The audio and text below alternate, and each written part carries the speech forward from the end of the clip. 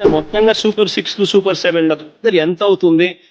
కావాల్సింది 79,867 కోట్ల రూపాయలు. ఆడబిడ్డ నిధి 32,400 కోట్లు. అన్నదాత సుఖీభవ 10,712 కోట్లు. నిరుద్యోగ భృతి 7,200 కోట్లు. దీపం పథకానికి 3,900 కోట్లు. ఉచితంగా బస్సుకు మరో 3,000 కోట్లు. తల్లికి వందనానికి మరో 13,000 చిల్లర కోట్లు. 50 ఏళ్లకే పెన్షన్ అనే పథకానికి మరో 9,600 కోట్లు.